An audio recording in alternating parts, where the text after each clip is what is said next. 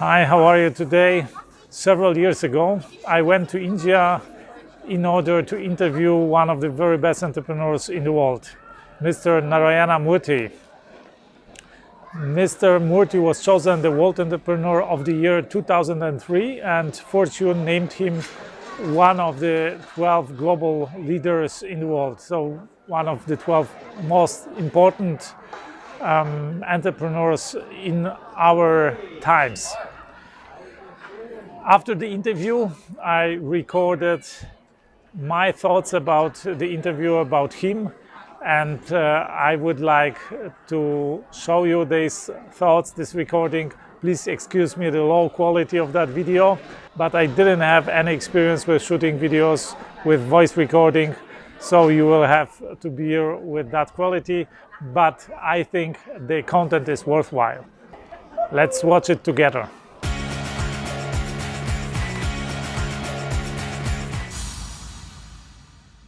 Hello everybody.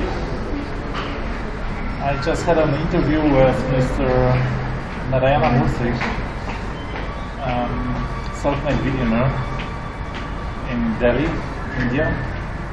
He is one of the 12 greatest entrepreneurs of our time, if you believe what Fortune magazine writes, and was chosen the Entrepreneur of the Year 2003 globally by Ernst & Young.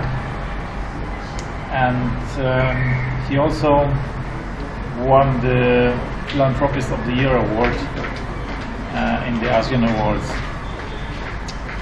I just want to save my impressions after the interview on this meta level, what happened and what are my thoughts about the interview. We took you, I don't know if you were to India before and if you have seen the life of how people live here and what conditions they have to exist, what conditions they have to withstand. But I can tell you, this is a very, very poor country. Poverty everywhere, and it is just shocking for a Western citizen to see all that poverty. And I just came back from a tour of Infosys campus, one of the world's software giants. The company built by Mr. Murthy, which is worth $30 billion, and this magnificent campus, a futuristic campus, is just overwhelming. And this is like another planet, and extreme contrast between this campus and the Indian reality. And this guy built this company over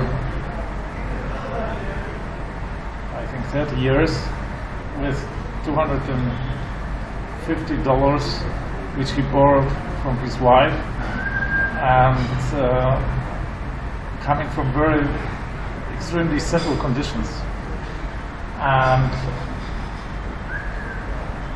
the difficulties, can you imagine doing a business without a phone? He needed, like, because of the bureaucratic restrictions and the lack of infrastructure, he needed 1 year to get a phone for the company. It was a software company, and they had to do business 2 years long without a computer because they weren't able to import a computer because of the restrictions. And if not for the restrictions, they just didn't have the money for that. And they found a way around these difficulties. And we just got a little of taste during our interview what difficulties they need to cope, like very simple things. I mean, it took us 80 minutes for the interview, and he went in and tried to switch on the air conditioning. It turned out it doesn't work, so he called for the maintenance. We conducted this interview in the Infosys guest house, and Infosys, his company, is regarded one of the most perfect companies in India.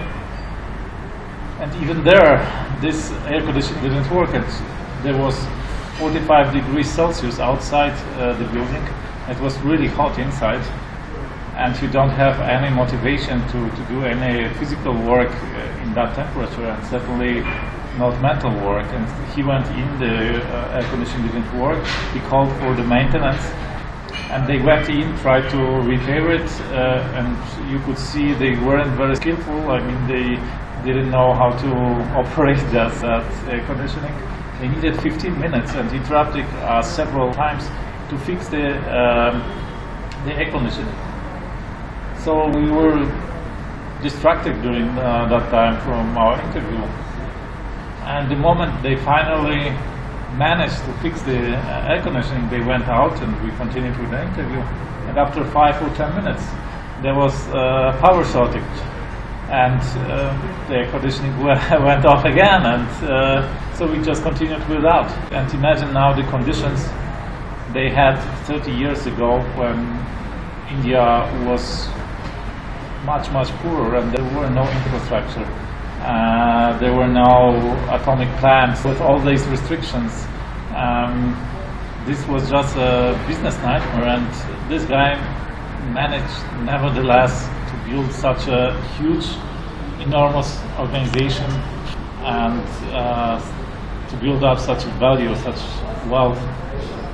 This is just amazing. If he could do that with the assets he had, or with the last things he had, you can do it also. Look around you, what conditions you live, what means you have to achieve everything you can.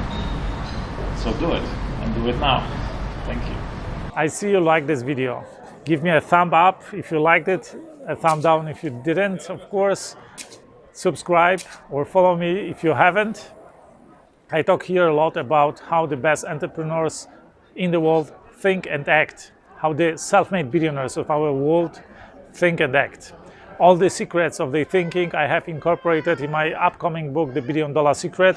You can get a free chapter here at this link, or I will provide a link below this video in the description. So go there, get a free chapter, share this video with your loved ones, with your friends. One day they will thank you for that.